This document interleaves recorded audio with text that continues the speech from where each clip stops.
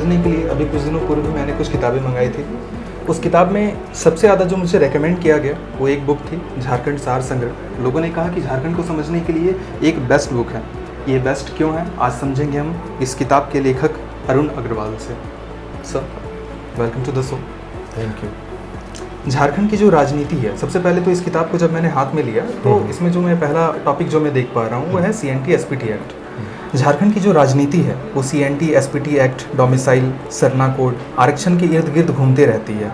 और ये कुछ ऐसे मसले हैं जो जब से इस राज्य का निर्माण हुआ है तब से आज तक जो है उलझे हुए हैं। इस किताब में CNT SPT एक्ट को कैसे सुलझाया गया है? देखिए, सबसे पहले मैं आपको ये बताऊंगा कि ये पुस्तक जो है वो झारखंड राज्य में जो प्रतियोगी परीक्षाएं होती हैं उसकी तैयारी करने वाले बच्चों को ध्यान में रखकर लिखी गई है। तो CNT और SPT एक्ट को यहाँ पे कोई सुलझाया नहीं गया है, उसको आसान तरीके से प्रेजेंट करने की कोशिश की गई है कि एग्ज़ाम में जो प्रश्न आए बच्चे पढ़ के अच्छे से समझ सके और उसका आंसर कर सके। तो CNT SPT का इस बुक में कोई पॉलिटिकल एनालिसिस नहीं है, एज इट इज़ उसकी भाषा को थोड़ी सरल करके उसके जो प्रोविजंस हैं उसको एग्ज़ाम के पॉइंट ऑफ व्यू से इसमें दर्शाया गया है। जब मैंने झारखंड को समझने के लिए जब मैंने कुछ किताबें मंगाई तो मेरे पास ये पिछला एडिशन आया हुआ था, तो ये आज मैं उसे भी अपने साथ में लेकर के आया हूँ। तो ये जो न्यू एडिशन है, ये इस पिछले एडिशन, इसके जो पिछले जो संस्करण है उससे ये कैसे और किन मायने में अलग है? 3-4 बातें मैं इस पर बता देता हूँ। सबसे पहले तो आप बुक की थिकनेस देखेंगे तो आपको डिफरेंस नज़र आएगा। तो इस बुक के बाद ये जो 11th एडिशन है इसमें लगभग 200 नए पेज जोड़े गए हैं। अब ये 200 नए पेज क्यों जोड़े गए?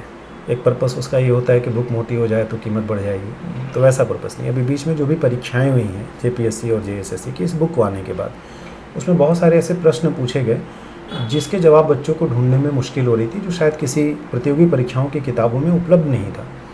तो फिर मैंने जब उन प्रश्नों को देखा तो मैंने उस पर रिसर्च करना शुरू किया कि आखिर इस तरह के प्रश्न कहाँ से पूछे गए।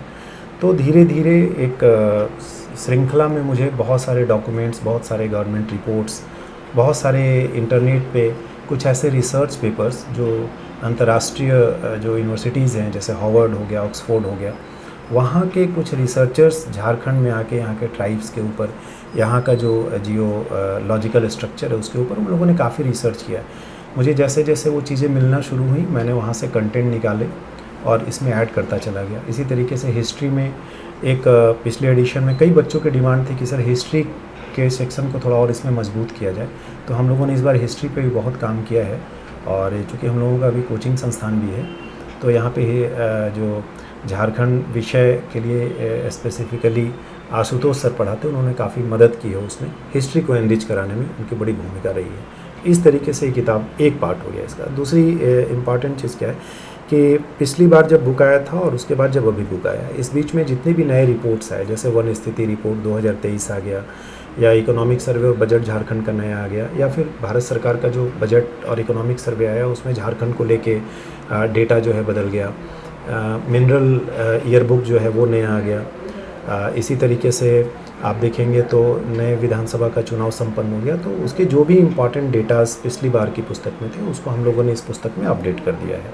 द थर्ड थिंग कि पिछली बार की किताबों में अगर हम लोग को पढ़ने के दौरान जहाँ पे जो गलतियाँ मिली, त्रुटियाँ मिली, उसको हम लोगों ने इसमें करेक्ट करने की कोशिश की है। तो इन मायनों में इस पुस्तक का जो दायरा है उसको बढ़ाया गया है कंटेंट के लिहाज से, ताकि बच्चे अब ज़्यादा प्रश्न को जो है पकड़ सके, ज़्यादा प्रश्नों का उत्तर एग्जाम में कर सके। क्योंकि मैंने डिजिटेशन किया तो मैं समझता हूँ कि एक रिसर्च पेपर भी लिखना काफ़ी मुश्किल होता है। आपने एक पूरी की पूरी किताब लिखी है, ये काफ़ी क्रूशल प्रोसेस रहता है। पहले आप बुक के लिए पहले आप फैक्ट्स को कलेक्ट करते हैं, उसके बाद प्रूफ रीडिंग होती है और ना जाने कितने सारे स्टेप्स होते हैं, चरणबद्ध तरीके से कार्य होता है। What inspire you to write Jharkhand Saar संग्रह?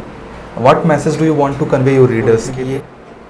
तो सामान्य तौर पे जब एक व्यक्ति अपने जीवन में कोई नया काम करता आगे बढ़ता है तो उसको कोई पॉजिटिव चीज़ इंस्पायर करता है। मेरे साथ उल्टा हुआ, मेरी असफलता ने ये किताब बनवा दी। UPSC में मेरी असफलता, मेरे अटैम्प्ट्स ख़त्म हो गए, मैं खाली हो गया, मेरे पास करने को कुछ नहीं था। उसी बीच JPSC की वैकेंसी आई एक, मैंने कभी स्टेट PSC का एग्ज़ाम दिया नहीं था। घर वालों का एक प्रेशर था, दबाव था कि असफल हो गए हो, खाली हाथ घर आओगे तो अच्छा नहीं लगेगा, आसपास में बहुत सारे लोग हैं, उनको कैसे फेस करोगे, तो कुछ एक चीज़ होना चाहिए तुम्हारे पास। उन्होंने कहा JPSC का फॉर्म भर दो। मैंने फॉर्म भर दिया कि जेपीएससी निकालेंगे। हालांकि मेरी कोई इच्छा नहीं थी बहुत ज़्यादा स्टेट पीएससी में जाने की, लेकिन चूँकि घर वालों का दबाव था, मैंने फॉर्म भरा। तो पढ़ना भी लाजमी है कि आपको पढ़ना पड़ेगा। तो जेपीएससी के लिए पढ़ने के दौरान मैंने लगभग 5-6 महीने में, उस समय 2013 में पहला एडिशन जब इसका आया, उस समय मुझे जितनी किताबें बाज़ार में उपलब्ध थी झारखंड को लेकर, इंग्लिश में और हिंदी में, मैंने सारी किताबें 5-6 महीने में पढ़ डाली।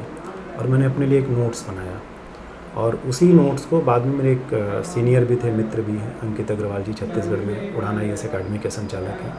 उन्होंने इंस्पायर किया, उन्होंने आर्थिक सहयोग दिया, उन्होंने आइडिया दिया, और ये किताब पहला एडिशन बन के तैयार हो गया। इस तरीके से इसके पहले एडिशन की जर्नी वो मेरी असफलता से शुरू होती है।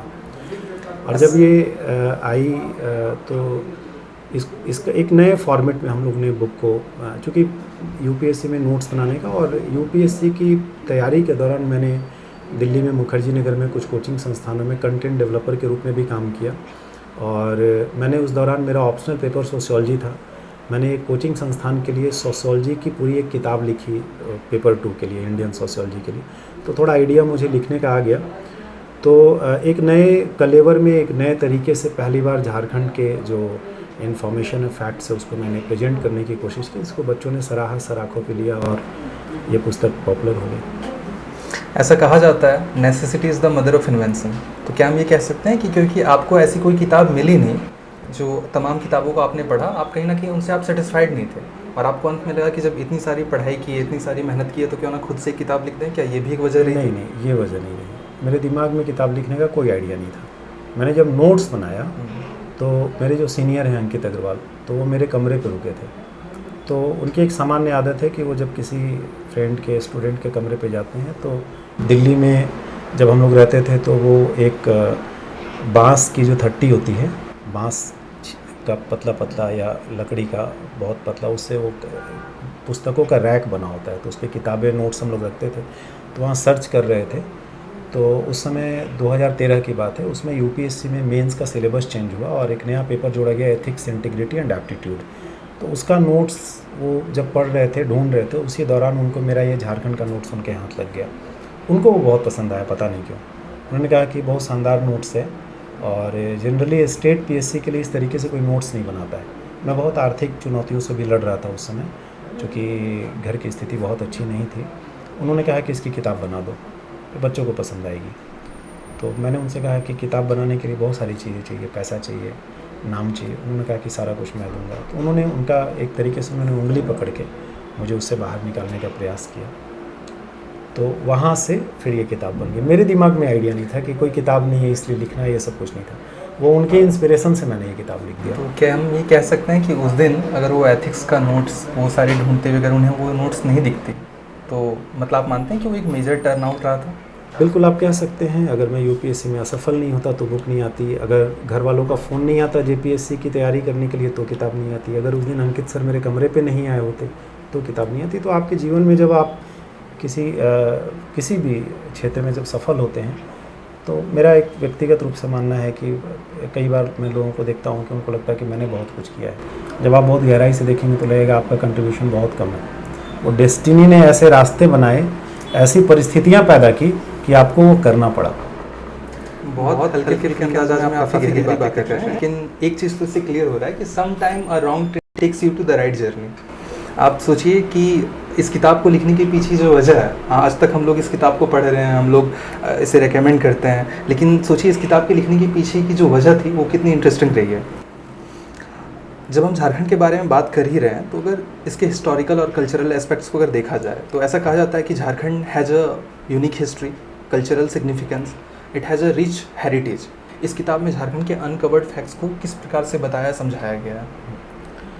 सबसे पहले तो झारखंड के बारे में मैं कहना चाहूँगा कि भारत में जो 28 राज्य हैं, अगर उन 28 राज्यों की आप यात्रा करेंगे और उनके कल्चरल हेरिटेज को निकालेंगे, तो हर राज्य के अपने कल्चरल हेरिटेज हैं, लेकिन उसमें झारखंड निश्चित रूप से जो टॉप के 2-4 राज्य हैं उसमें शामिल है। झारखंड की जो संस्कृति है, झारखंड की जो सांस्कृतिक विरासत है, वो बहुत समृद्ध है। क्योंकि झारखंड जो है वो जनजातियों का राज्य है। यहाँ मूल रूप से जनजातियों के द्वारा ही इस राज्य को बनाया गया, इसका निर्माण किया गया, इसको सींचा गया।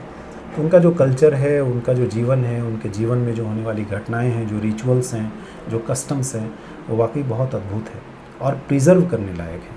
आज दुर्भाग्य की बात है कि बहुत सारी जनजाति, जैसे आप बिरहोर जनजाति जानते होंगे, बहुत कम संख्या में बची है। कई जनजातियाँ हैं और उनको आर्थिक रूप से भी और सामाजिक रूप से भी बहुत कठिनाइयों का सामना करना पड़ रहा है।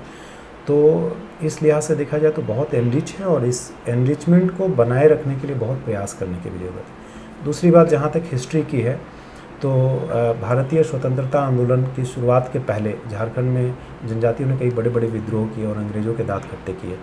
तो कई बार आप ऐसा कह सकते हैं कि भारत का जो राष्ट्रीय आंदोलन है, स्वतंत्रता आंदोलन, उसके इंस्पिरेशन की पृष्ठभूमि भी झारखंड रही है। मैं ऐसा मानता हूँ, क्योंकि ऐसा तो नहीं हो सकता है कि झारखंड में यहाँ के जनजाति अपने अधिकारों की रक्षा के लिए अपने ज़मीन की, जंगल की और जल की लड़ाई लड़ रहे थे और उसकी गूंज भारत के दूसरे जगहों पे ना पहुँची हो, ऐसा हो ही नहीं सकता है। वो भले ही किताबों में उस तरीके से उसको प्रेजेंट नहीं किया गया, पर जब मैं कनेक्ट करता हूँ तो मुझे लगता है कहीं ना कहीं यहाँ से बहुत सारा आंदोलन जो बाद में दूसरी जगहों पे शुरू हुआ, जो राष्ट्रीय स्वरूप में आया, उसके पीछे झारखंड की एक पृष्ठभूमि, यहाँ के जनजातियों का संघर्ष एक बहुत इम्पॉर्टेंट उसका रोल है।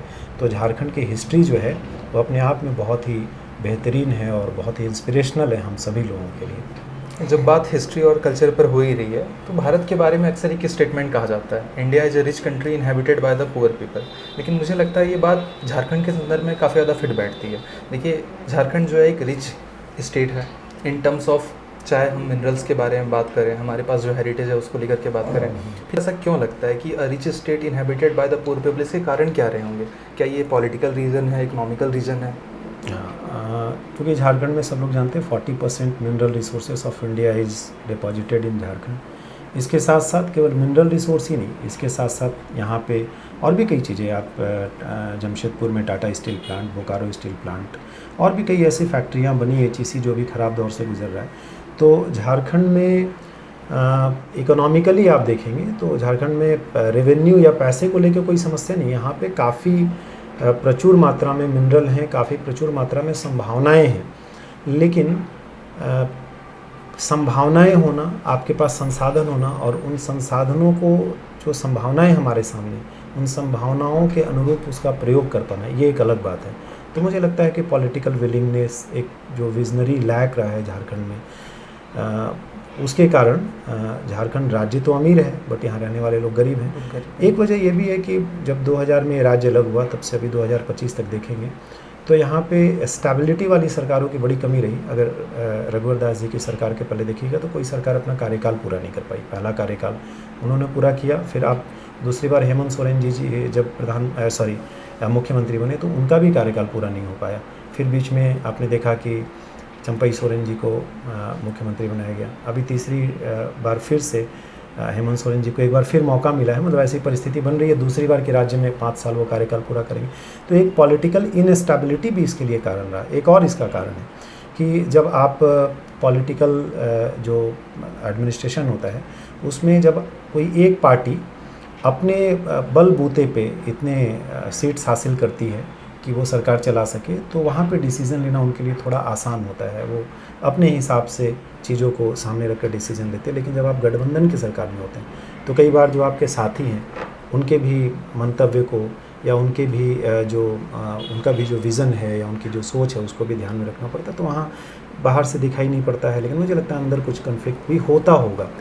तो ये सारे कारण हैं। इसमें जो सबसे महत्वपूर्ण है वो है पॉलिटिकल जो विज़न है, वो विज़न का बड़ा अभाव रहा है यहाँ पे। मिस्टर अग्रवाल, आपका इंटेंट तो काफ़ी क्लियर है, आपका मैसेज भी काफ़ी क्लियर है, लेकिन आप जो स्टेटमेंट दे रहे हैं वो काफ़ी बैलेंस स्टेटमेंट है। या फिर मैं कहूँ कि इसमें जो पॉलिटिकल करेक्टनेस है इसकी मात्रा बहुत ज़्यादा है।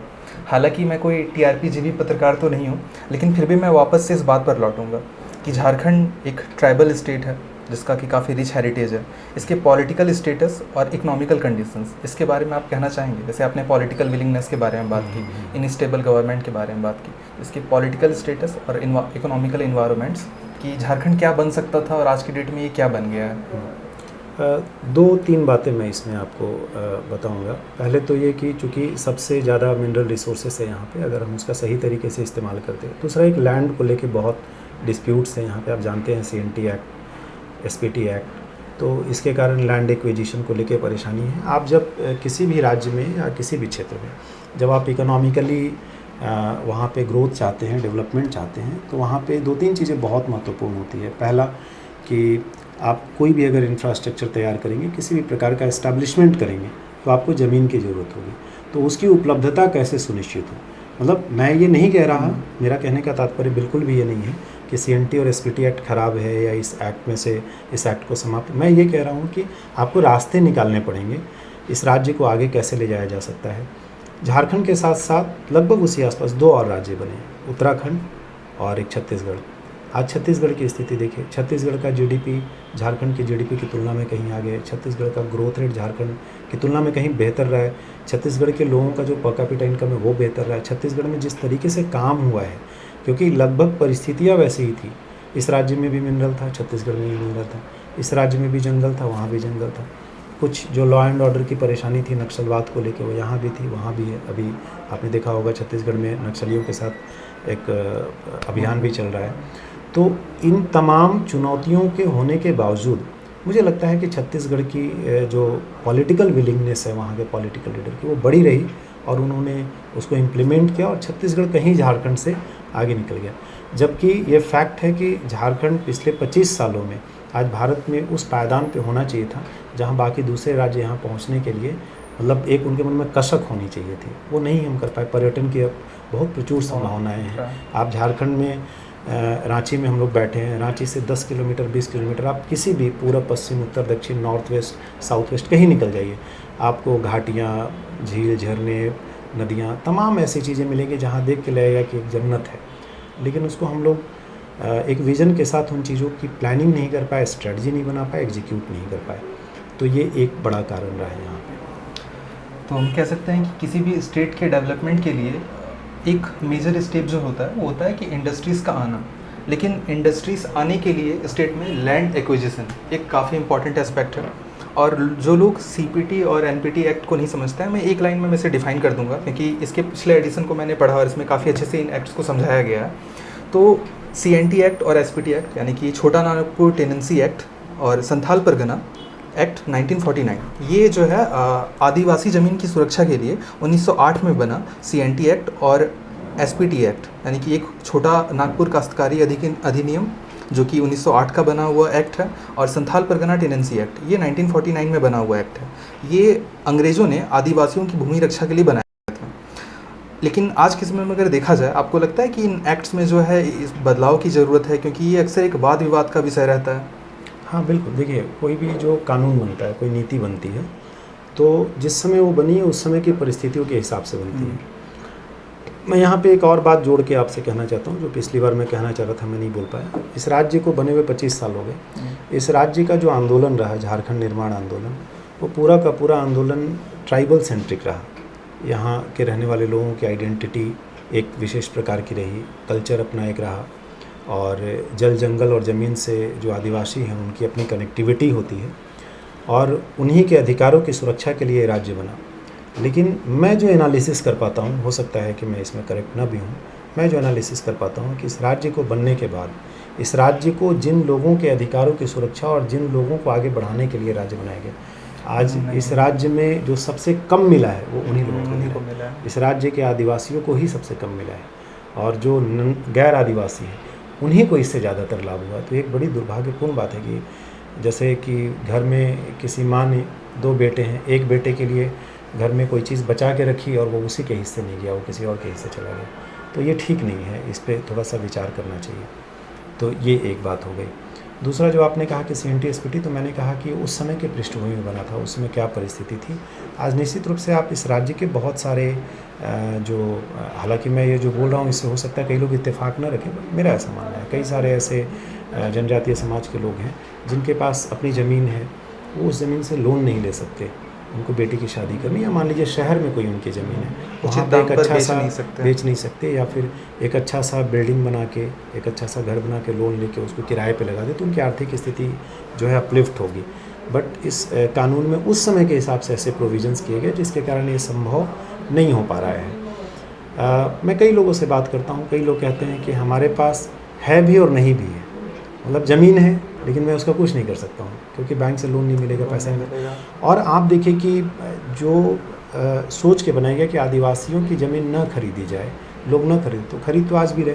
तो मुझे लगता है कुछ डाइल्यूशन होना चाहिए, सरकार को विचार करना चाहिए कि CNTS एक्ट की जो मूलभूत सोच थी इसके पीछे, आदिवासी अधिकारों की रक्षा, उनका संरक्षण, उसको बनाए रखते हुए इस एक्ट में क्या इस तरीके के बदलाव किए जा सकते हैं जिससे इस कानून की मूल आत्मा भी बनी रहे और जो आदिवासियों का हित आज के समय में, क्योंकि उस समय इकोनॉमिक डेवलपमेंट इतना नहीं था, आज के समय में, और आज हर व्यक्ति जो है एक प्रतिस्पर्धा में है कि भाई हमारे पड़ोस में कोई व्यक्ति अच्छा जीवन जी रहा तो मैं भी जीऊँ, और ये कोई बुरी बात नहीं, अच्छी बात। तो क्या कुछ ऐसे प्रयास किए जा सकते हैं। बीच में कुछ संशोधन प्रस्तावित हुआ था जो पारित नहीं हो पाए, तो मुझे लगता है कि सरकार को काम करना चाहिए। और अभी आप देखेंगे उड़ीसा में भी कुछ इस तरीके का कानून था, सरकार ने डाइल्यूट किया है उसको, और उसके बाद वहाँ पे जो ट्राइबल कम्युनिटी के लोग हैं, कई लोगों को लगता है कि हाँ सरकार ने सही डिसीजन लिया है कि हमें अपने ज़मीन को बाज़ार दाम पे, उचित दाम पे बेचने की जो है वो मिली हुई है, एक अधिकार मिला हुआ है।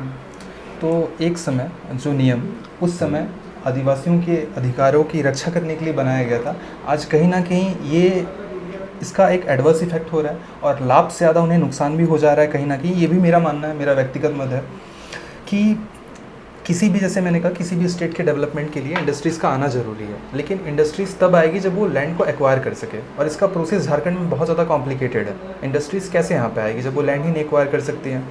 दूसरी चीज़ें, ये जैसे कि आपने कहा, ये कानून जब बने थे हो सकता है उस समय के हिसाब से वो सही होंगे, लेकिन आज के लिए इसमें मॉडिफिकेशन या चेंजेस जो हैं वो नीडेड है। थर्ड चीज़, जैसे आपने कहा कि अभी कुछ समय पहले जो है इस पर कुछ संशोधन की बात भी की गई थी, तो लगता है ड्यू टू पॉलिटिकल रीजन वो सारी चीज़ें कहीं ना कहीं अटक जाती है। बात बहुत होती है, नियम बहुत आते हैं, लेकिन इम्प्लीमेंटेशन, हाँ हो सकता है, ऐसा तो होता ही है कि कई बार पॉलिटिकल कंसेंसस नहीं बनता, सहमति नहीं बनती है और उसके कारण चीज़ें इम्प्लीमेंट नहीं हो पाती। कई बार अच्छी चीज़ें भी इम्प्लीमेंट नहीं हो पाती, कई बार उसका फ़ायदा भी हो जाता है कि सहमति नहीं बनी तो कोई ख़राब चीज़ आने से भी रुक गया। दोनों चीज़ें होती हैं इसमें। इस चीज़ से मैं कनेक्ट करना चाहूँगा। ये बिल्कुल मुझे कुछ उस तरह दिखता है। अब इससे हाल फिलहाल में हमने किसान आंदोलन देखा था। जब मैंने व्यक्तिगत तौर पर जब मैंने उस एक्ट को जब मैंने पढ़ा तो मुझे लगा कि वो एक्ट उतना गलत नहीं था जितना कि एक मैसेज गया। और इस दुनिया में सच जब तक अपने जूतों के लेसेस बांध रहा होता है, झूठ आधी दुनिया का चक्कर लगा बैठती है। देखिए, मोनोपोली कब होती है? उदाहरण के लिए आपके पास एक पेन है, जब इसे सेल करने के लिए आपके पास मैक्सिमम जो है व्यक्ति होंगे, अधिक से अधिक लोग होंगे, तब इसकी कीमत जो है वो ज़्यादा होगी। लेकिन जब आपके पास लिमिटेड नंबर ऑफ ऑप्शंस रहेंगे, उदाहरण के लिए जैसे हमने किसान आंदोलन में देखा था कि उन्हें एक मौका दिया जा रहा था कि आप जो है मंडी के बाहर भी इन चीज़ों को आप बेच सकते हैं। सिमिलरली आपको लगता है कि इस एक्ट को भी उसी तरह एक गलत तरीके से डिफ़ाइन किया गया है? नहीं, देखिए किसान आंदोलन में क्या हुआ कि मुझे लगता है वहाँ पे जो समस्या हुई वो सरकार अपनी मंशा किसानों तक नहीं पहुँचा पाई, और कुछ किसानों की ऐसी मांग थी जो मुझे लगता है कि सरकार को उसमें एट ए टाइम स्वीकार कर लेना चाहिए था। तो शायद सरकार ने जो कानून में बदलाव किए थे, निश्चित रूप से, जो मैं इकोनॉमी का टीचर हूँ, मैं पढ़ाता हूँ, तो उसमें कई ऐसे प्रोविज़न थे जो किसानों के हित में थे, लेकिन उसमें कुछ चीज़ें ऐसी थी जिसको सरकार कन्वे नहीं कर पाई, वो कन्वे करना चाहिए था। यहाँ पे CNT में जहाँ तक आप देखेंगे तो निश्चित रूप से कुछ प्रोविज़न्स ऐसे हैं, जैसे अभी मांग चल रही है। मैं एक आपको छोटा सा एग्जांपल देता हूँ।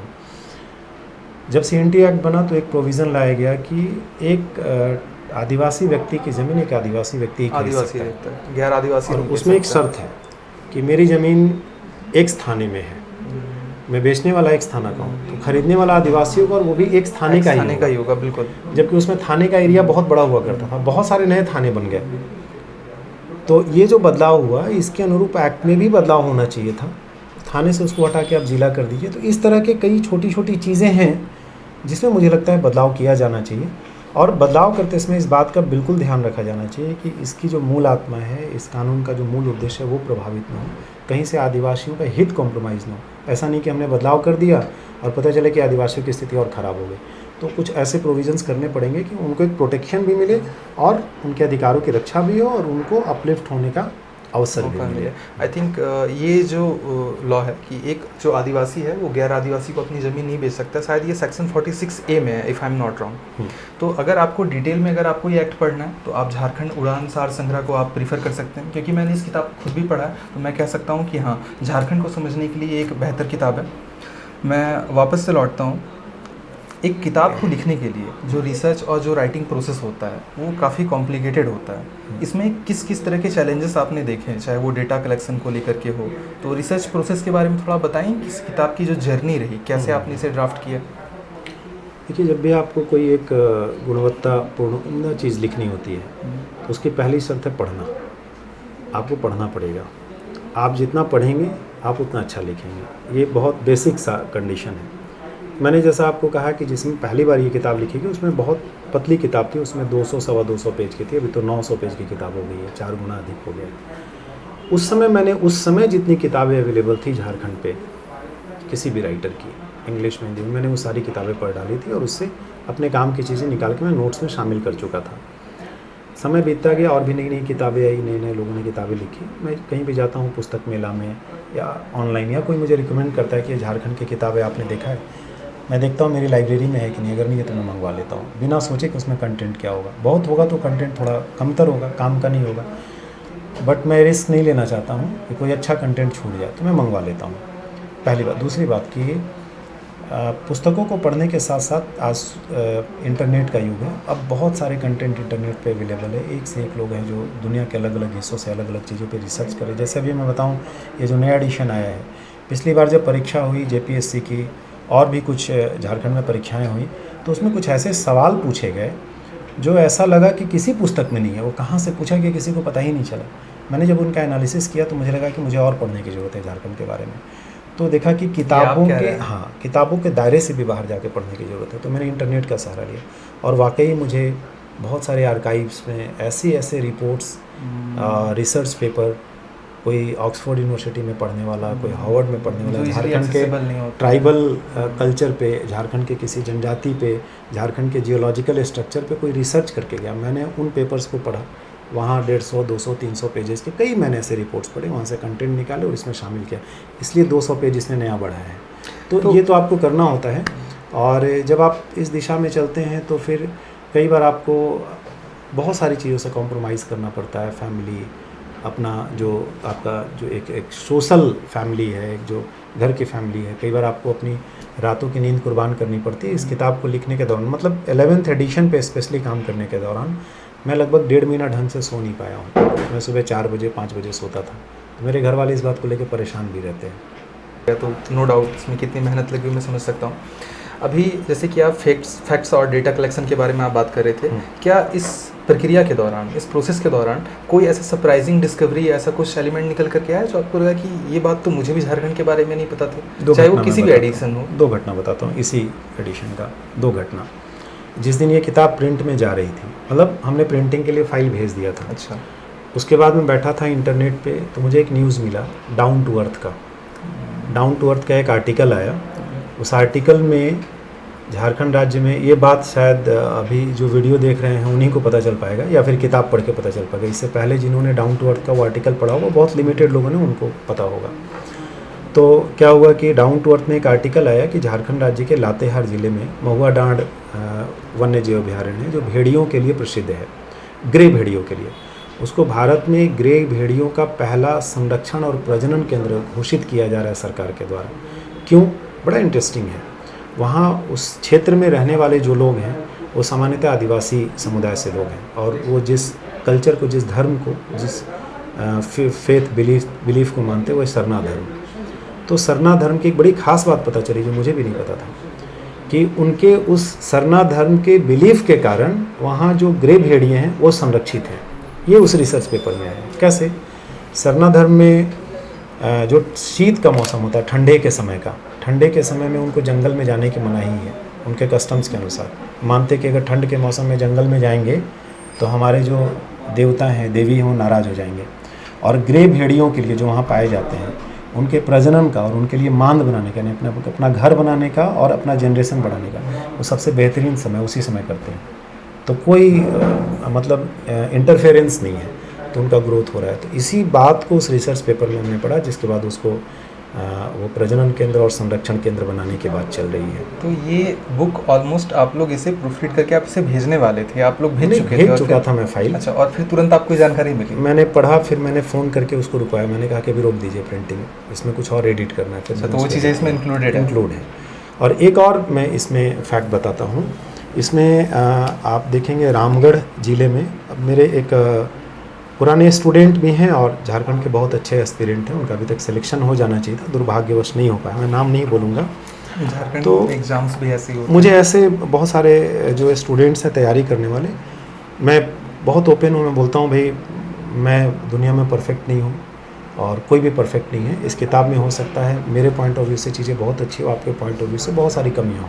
आप मुझे सलाह दीजिए, मशवरा दीजिए, मैं उसको अगले एडिशन में बेहतर करने की कोशिश करूँगा। तो उन्होंने मुझे अप्रोच किया कि सर किताब प्रिंट में जाने से पहले मुझे एक बार 1 घंटे के लिए बिठाइएगा। 1 घंटे के लिए बैठे और उन्होंने बहुत सारे पॉइंट्स लिखा। मैंने उनकी सारी बातों को कंसिडर करके, उन्होंने जैसे जैसे कहा था उसको और रिफ़ाइन करके मैंने इस पुस्तक में शामिल किया।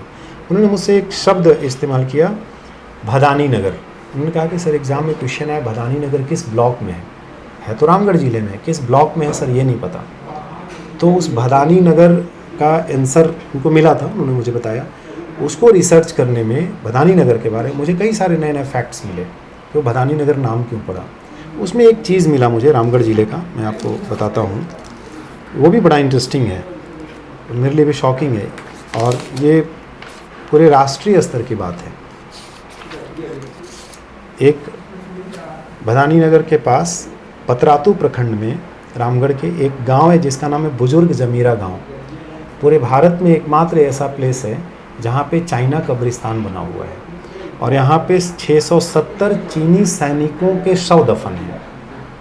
द्वितीय विश्व युद्ध के दौरान वो चीनी सैनिकों का वो एरिया जो है ट्रेनिंग सेंटर हुआ करता था। वहाँ पे चीन के सैनिकों को ना गुट बने हुए थे, तो एक गुट में जिसमें चीन शामिल था उनको ट्रेनिंग दी जाती थी और उसमें जो मारे गए उनका वहीं पे जो है उनके अंतिम उनका जो है क्रिया संस्कार किया गया। तो उनके 100 कब्रिस्तान बने हुए, ये पूरे भारत में एक मात्र है और कहीं नहीं है ऐसा। मुझे तो ये बात नहीं पता थी, आपको ये बात मालूम थी या नहीं? आप मुझे कमेंट करके आप ज़रूर बताइएगा। और ऐसे और भी कई तथ्य हैं इस पुस्तक में जो किसी किताब में नहीं है, वो पहली बार बच्चों को पढ़ने को मिलेगा। तो आप, क्योंकि जब मुझे इतना कुछ मुझे मालूम चल रहा है इस किताब के बारे में, तो मैं ये आपसे ये समझना चाहूँगा कि आप इस किताब की जो इम्पैक्ट है, चाहे वो ऑडियंस पर हो, व्यूअरशिप पर, और not just a student, like as an journalist मुझे ये कैसे बेनिफिट करने वाला है, और आप कैसे देखते हैं कि who will benefit most from reading Jharkhand Saar संग्रह? इस किताब से सबसे ज़्यादा जो लाभ है वो किन लोगों को होने वाला है? कोई भी व्यक्ति जो झारखंड की एक सामान्य समझ विकसित करना चाहता है, झारखंड क्या है, झारखंड कैसा है, झारखंड ऐसा क्यों है और झारखंड में क्या हो सकता है, क्या संभावनाएं हैं, उनको ये किताब ज़रूर पढ़नी चाहिए। हालांकि ये किताब जो एग्ज़ाम की तैयारी करते हैं जेपीएससी जेएसएससी की, उनको ही ध्यान में रख के लिखी गई है, बट इसके बावजूद इसकी भाषा को इस तरीके से सरल रखा गया है और इसके प्रेजेंटेशन को इतना इंटरेस्टिंग बनाने की कोशिश की गई है और इन्फॉर्मेशन को कनेक्ट करने की कोशिश की गई कि एक सामान्य आदमी पढ़ेगा तो उसको चीज़ें समझ में आ जाएंगी। तो इसका पर्सपेक्टिव तो जेएसएससी और जेपीएससी को ध्यान में रख करके बनाया गया है, लेकिन ये किताब झारखंड को समझने की अगर ध्यान से देखा जाए तो भी ये बहुत हेल्पफुल है। बिल्कुल। ओके, क्योंकि आपने ये इतने अच्छे से इस किताब को आपने लिखी है, तो मैं आपसे ये भी समझना चाहूँगा कि आपके जो फ्यूचर प्रोजेक्ट्स हैं या विजन है वो क्या है? क्या आप कुछ और भी प्लान कर रहे हैं? Is there any other upcoming plan और books plan that continue to explore Jharkhand history और कल्चर? देखिए, आप इतने अच्छे से एक किताब को लिख रहे हैं तो शायद कुछ और भी किताब या exploring into other segments as well. हम लोगों का एक तो अपना पब्लिकेशन है, तो पब्लिकेशन है तो हमारा काम है कि हम अलग अलग। अच्छा, ये उड़ान का अपना पब्लिकेशन हाँ, है? उड़ान की कोचिंग भी है, उड़ान पब्लिकेशन है, पब्लिकेशन भी है, तो अलग अलग जो परीक्षाएं हैं उसके लिए हम पुस्तकें निकालें, ये हमारी जिम्मेदारी भी है और ये करना भी चाहिए। तो अभी बहुत सारी पुस्तकें हैं, जैसे आप यहाँ देखेंगे तो यहाँ फ्यूचर में आने वाली किताबों की पूरी लिस्ट दी हुई है। ये सारी किताबें अभी अपकमिंग है, आने वाली है जेपीएससी और जेएसएससी की। इसके साथ साथ अभी हम लोग बीपीएससी और बिहार एसएससी की परीक्षाओं को ध्यान में रख के भी किताबों का प्रकाशन कर रहे हैं। और उस कड़ी में दिल्ली के एक बहुत रिनॉन टीचर हैं उपेंद्र अनमोल सर, पूरे भारत में साइंस टेक्नोलॉजी के बड़े टीचर हैं, बड़ा नाम है, बड़ी संस्थाओं में पढ़ाते हैं, अनुभव रहा है और हमारे यहाँ मेंटर के रूप में जुड़े हुए बच्चों को वो यहाँ पे आके मार्गदर्शन देते हैं। तो उपेंद्र अनमोल सर की भी एक पुस्तक विज्ञान एवं प्रौद्योगिकी की बिहार के लिए आ चुकी है, जेपीएससी के लिए आने वाली है। साथ ही उनकी एक भारतीय अर्थव्यवस्था की किताब बीपीएससी और जेपीएससी दोनों के लिए आने वाली। इस तरीके से बिहार और झारखंड के कई सारी पुस्तकों पर हम लोग काम करें। साथ ही साथ जैसा कि आपने कहा कि झारखंड के लिए स्पेसिफिकली हिस्ट्री कल्चर, तो उस तरह की भी किताबें आएंगी झारखंड के इतिहास पे, पूरी एनरिच, मतलब इतिहास के, झारखंड के इतिहास के हर पन्ने को हम समेटने की कोशिश करेंगे। झारखंड राज्य की संस्कृति के हर एस्पेक्ट को शामिल करने की कोशिश करेंगे। ऐसे अलग अलग खंड की किताबें आएंगी। तो क्या उन किताबों में भी हमें बिल्कुल ऐसी ही क्वालिटी देखने को मिलेगी जो कि सार हाँ, संग्रह में? वो डिस्क्रिप्टिव रहेंगी, भाषा सरल रहेगी, प्रेजेंटेबल होगा, कनेक्टिविटी होगी, और हम लोग कोशिश करेंगे कि आप अनुभवों से सीखते हैं। आप पिछली बार जो काम करते हैं, अगली बार जब काम करते हैं तो आप चाहते हैं कि उसमें कुछ ऐड ऑन करें, कोशिश करेंगे वो किताबें और अच्छी हों। तो कैसे देखते हैं आप ये जो किताब जो है झारखंड के जो कल्चरल डिस्कोर्स है इसको कैसे सेव करने वाला है? इस किताब को पढ़ने के बाद एक सामान्य आदमी यहाँ के कल्चर और कल्चरल वैल्यूज़ को समझ पाएगा। साथ ही ये भी समझ पाएगा कि यहाँ का कल्चर इतना इम्पॉर्टेंट और इतना रेयर है कि उसको प्रिजर्व करना है। कई बार क्या होता है कि हम किसी और मान्यता को मानने वाले हैं, हमारी सोच कुछ और है, हमारी परवरिश, क्योंकि ये हमारे हाथ में था नहीं, हमारा जन्म किस घर में होगा, हमारी परवरिश कैसे होगी, मैं क्या सीखूँगा, बहुत सारी चीज़ें हमारे हाथ में नहीं हैं। लेकिन हमारे हाथ में ये है कि हम दूसरों के कल्चर को, दूसरी की संस्कृति को भी जानें, और उसमें क्या अच्छी चीज़ें हैं, उसमें से हम क्या गेन कर सकते हैं वो भी हम समझें। तो मुझे लगता है कि इस किताब को पढ़ने से झारखंड राज्य के जो अलग अलग जनजातीय समाज के लोग हैं, उनकी वेशभूषा, उनका खान पान, उनका रहन सहन और उसकी गहराई और उसकी खूबसूरती, ये दोनों आपको समझ में आएगी। तो शायद फिर आप उनसे अपना जुड़ाव महसूस कर पाएंगे, कनेक्ट कर पाएंगे, और उसको प्रिजर्व करने में भी एक महत्वपूर्ण भूमिका निभा पाएंगे। Thank you sir, it was nice talking to you. और मैं उम्मीद करता हूँ कि कई बार जब हम लोग पॉलिटिकल सर्कमस्टांसेस को जब हम देखते हैं, एज एन जर्नलिस्ट जो मैंने देखा है, क्योंकि मैं खुद भी मैं दिल्ली में रहा हूँ, तो दिल्ली में एसी कमरे में बैठे हुए जो लोग अक्सर झारखंड के बारे में टीका टिप्पणी करते हैं, ख़ास तौर से जो पॉलिटिकल जो सर्कमस्टांसेस हैं उसके बारे में, तो एक बार उन्हें झारखंड को समझना चाहिए। और झारखंड को समझने के लिए आप इस किताब को एक आधार के तौर पर आप इसे समझ सकते हैं। And sir, thank you so much for giving your time. चलिए शुभम जी, मैं चाहता हूँ कि नया एडिशन जो आया है उसकी एक प्रति हम लोग आपको अपनी तरफ से उपहार स्वरूप भेंट करें।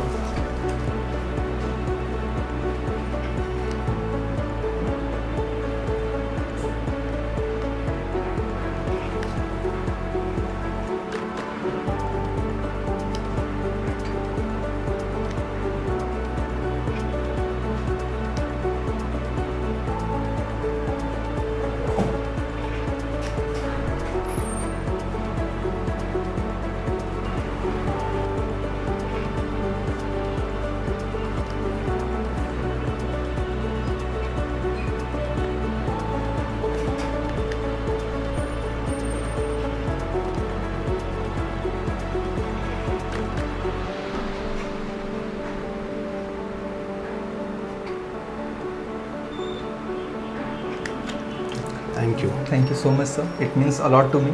हालांकि कुछ दिन पहले ही मैंने आपका जो पिछला एडिशन था सार संग्रह का, वो मैंने मंगाया हुआ था, लेकिन तब मुझे नहीं मालूम था कि आप बहुत जल्द एक नया एडिशन लॉन्च करेंगे और उसमें इतनी सारी चीज़ें ऐड ऑन की रहेगी। तो आप झारखंड सार संग्रह के बारे में आप क्या सोचते हैं, इस किताब के बारे में आपकी क्या राय है, आप मुझे कमेंट में ज़रूर बताइएगा। And see you soon.